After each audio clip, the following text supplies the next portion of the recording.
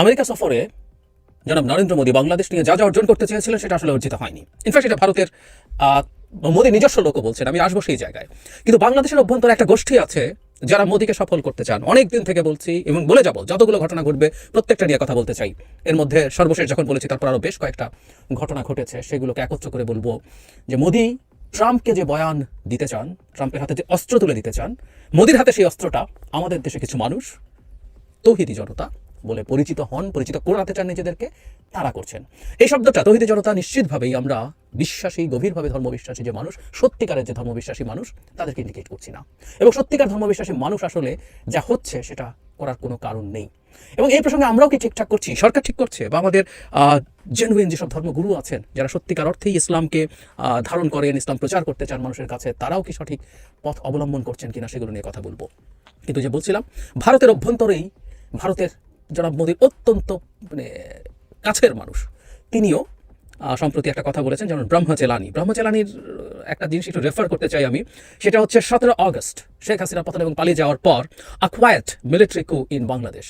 চেলানির এই কলামটা নিয়ে আমি লিখেছিলাম, কথা বলেছিলাম। চেলানিকে আমরা চিনি, আমি অন্তত দীর্ঘদিন থেকে তাকে চিনি। তিনি প্রজেক্ট সিন্ডিকেট সহ বিভিন্ন জায়গায় লেখেন এই অঞ্চলের জিওপলিটিক্স নিয়ে, এবং বলা বাহুল্য তার ভাষ্য মতে দুনিয়ার সব কিছুর কেন্দ্রবিন্দু ভারত হতে হবে। আমেরিকা সহ দ্য হোল ওয়ার্ল্ড তাদের যাবতীয় পরিকল্পনা এবং স্ট্র্যাটেজি ভারতকে কেন্দ্র করে নির্ধারণ করতে হবে, এই ধরনের একটা টোন তার কথার মধ্যে অ্যাটলিস্ট আমি পাই। যাই হোক, সেই চেলানি যেটা করেছেন, তিনি একটা টুইট করেছেন, যে টুইট আসলে আমাদের দেশেও কেউ কেউ যখন ভারতের ট্রাম্প মোদীকে বাংলাদেশ সম্পর্কে কি বলেছেন, নানান কনফিউশন দেখেছেন, সেটা খুবই ক্ষুব্ধতা দেখিয়েছেন। এবং আদতে যে বাংলাদেশ প্রসঙ্গে কিছু হতে পারেনি সেই টুইটে এক্সে এটা খুব স্পষ্ট।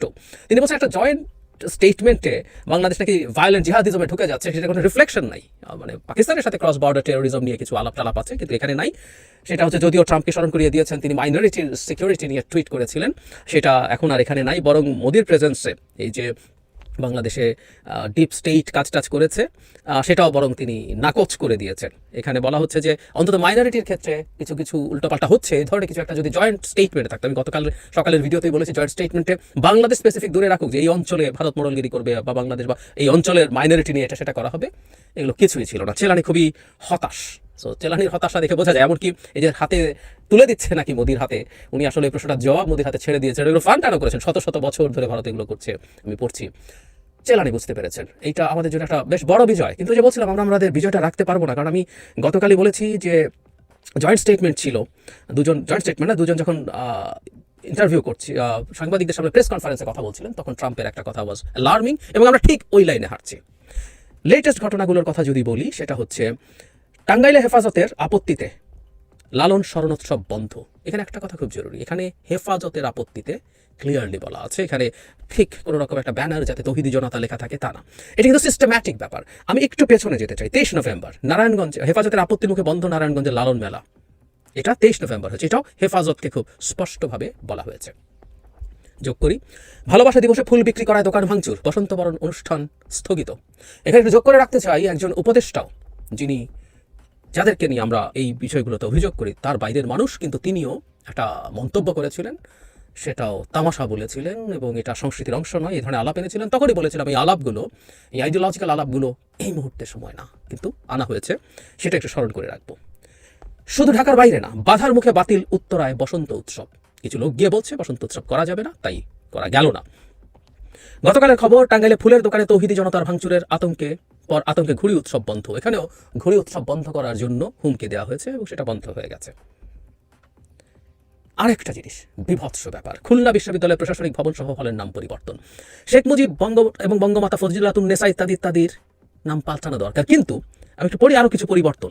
সত্যেন্দ্রনাথ বসু একাডেমিক ভবনের নাম একাডেমিক ভবন 1, জগদীশচন্দ্র বসু একাডেমিক ভবনের নাম একাডেমিক ভবন 2, জীবনানন্দ দাস একাডেমিক ভবনের নাম একাডেমিক ভবন 3, এভাবে করে পাল্টানো হচ্ছে। বহুজনের নামে পাল্টে তারা যেগুলো মুজিবের সাথে রিলেটেড সেগুলো পাল্টাতে পারেন।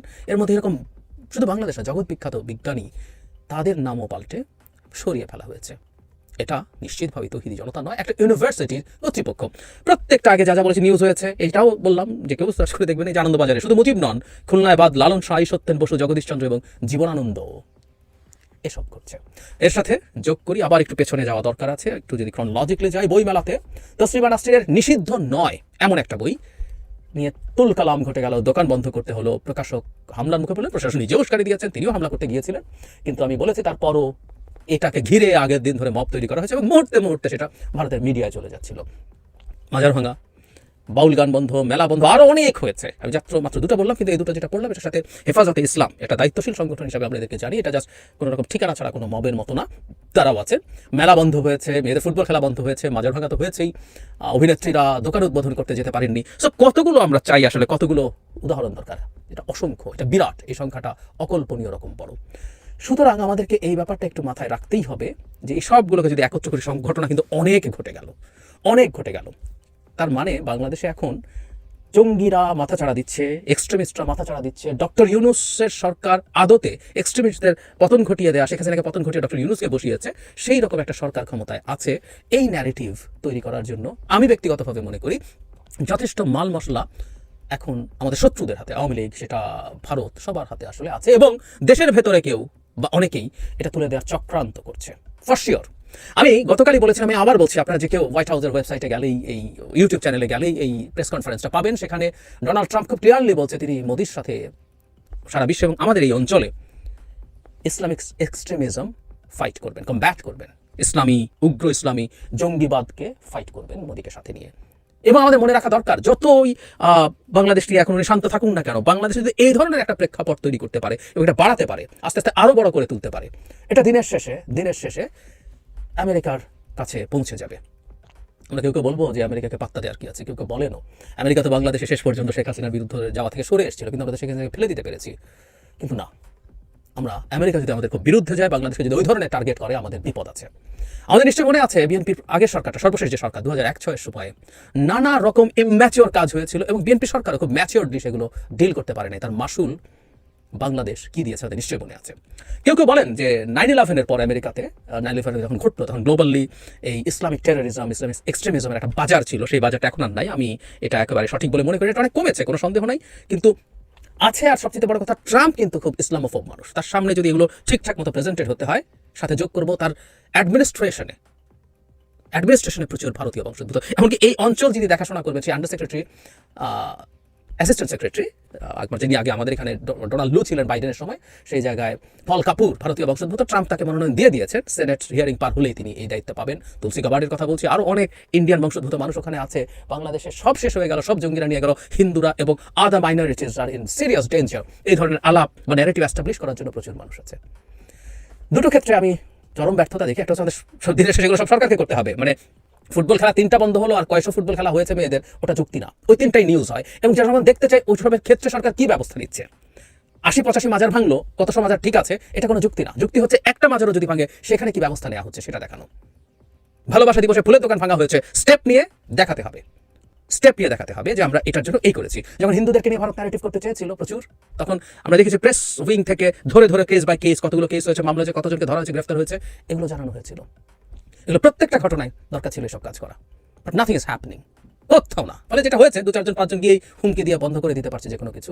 তো সরকারের অক্ষমতা এবং অথর্বতাই প্রধানতম দায়ী, কারণ দিনের শেষে দেশ চালাবে সরকার। 6 মাস পরে এসে সরকার আমরা অনভিজ্ঞ, আমাদের একটু বুঝতে সময় লাগছে, এগুলো বলার কোনো স্কোপ নাই, আমরা বিপদে পড়ে যাচ্ছি। কোনো সন্দেহ নাই, আমাদের বর্তমান প্রধান উপদেষ্টা ডক্টর ইউনূস যদি আমাদের দায়িত্ব না নিতেন, আমাদের ডিজাস্টার হয়ে যেত। অন্তত লিস্ট সিকিউরিটি ভারত যা করতে পারতাম না, টিকে রাখতে পারতাম না। কিন্তু একই সাথে এটাও সত্য, তার নেতৃত্বের সরকারের এখন যে অক্ষমতা এবং অথর্বতা আমরা দেখছি, এটা আমাদের ভয়ঙ্কর বিপদ বাড়াচ্ছে। আর শুরুতে একটা কথা বলেছিলাম, আমি যেটা এক্সপেক্ট করব, আমাদের যারা সত্যিকার ধর্মগুরুরা আছেন, যারা ধর্মকে গভীরভাবে বোঝেন, মানেন, মানুষের কাছে স্প্রেড করেন, তারা এই বিষয়গুলোর বিরুদ্ধে যদি দাঁড়ান, তাহলে সবচেয়ে ভালো হয়। মাজার, ইসলামের একটা ভার্সন, মাজারে যাওয়া, মাজারের কাছে, মানে এটাকে প্র্যাকটিসের পার্ট করার বিরুদ্ধে আছেন। আর এটাও আমি মানতে প্রস্তুত, আমরা জানি প্রচুর মাজার আছে, অত্যন্ত অপরাধ হয়, মাদক আছে, এটা আছে, সেটা আছে, সব কিছু আছে, কিন্তু কোনোটাই আমরা নিজে গিয়ে ভেঙে দেওয়ার মতো কোনো রকম কোনো রাইট আমাদের নাই, যেটা ধর্ম পারমিট করে, স্টেটের আইন তো বটেই। এই ব্যাপারগুলো বা অন্যান্য জায়গায় যা হচ্ছে, যে দিবস পালন, ওটা সংস্কৃতির মধ্যে কি মধ্যে না, ওটা ইসলামের মধ্যে কি মধ্যে না, এটা যদি বন্ধ হতে পারে, প্রচুর ক্যাম্পেইন হতে পারে, প্রচুর আলোচনা হতে পারে। আমাদের প্রচুর ধর্মগুরুদের ওয়াজ আমি দেখেছি, এসব নিয়ে আলাপ করছেন, হ্যাঁ, এগুলো এভাবেই আলাপ হবে, প্রত্যেকে তার মতো করে করবেন। কিন্তু যা ঘটছে, আমি এক্সপেক্ট করি এগুলোর বিরুদ্ধে খুব কঠোর অবস্থান, একেবারেই কেউ দাঁড়াচ্ছেন না তা বলছি না, কঠোর অবস্থান নেয়। জেনুইন তৌহিদি জনতা যারা আছেন, তারা সকল তৌহিদি জনতার বিরুদ্ধে দাঁড়ানো দরকার বলে আমি মনে করি। আমাদের বিপদ কিন্তু খুব সিরিয়াসলি বাড়ছে এবং ভবিষ্যতে এই রিলেটেড কোনো প্রবলেম যদি হয়, মূল বিপদে আসলে তারাই পড়তে যাবেন। এটা একটু তাদের মাথায় রাখা দরকার। আমাদের আগের একটা এক্সপেরিয়েন্স, বিএনপির আগের সময়টার কথা বললাম, কারণ মাথায় নেই, মাথায় রাখা দরকার। আমরা যে ধরনের একটা ভোলেটাইল জিওপলিটিক্যাল সিচুয়েশনে পড়েছি, পৃথিবী যে ধরনের ভোলেটাইল জিওপলিটিক্যাল সিচুয়েশনের মধ্য দিয়ে যাচ্ছে, সতর্ক না থাকলে আমাদের মহাবিপদ আছে। আমি কেউকে এটা ঠিকঠাক মতো রিয়েলাইজ করতে দেখছি বলে মনে হয় না, এবং আমি খুব বিশ্বাস করি এই সোকল তৌহিদি জনতার মধ্যে আওয়ামী লীগ এবং ভারতের চর এবং দালালে ভরে গেছে। কিন্তু আমরা দেখে শুনে এই জিনিসটাকে ঠিকঠাক করতে পারছি না, রোধ করতে পারছি না। আমাদের বিপদ আসবেই যদি আমরা না পারি এটা করতে।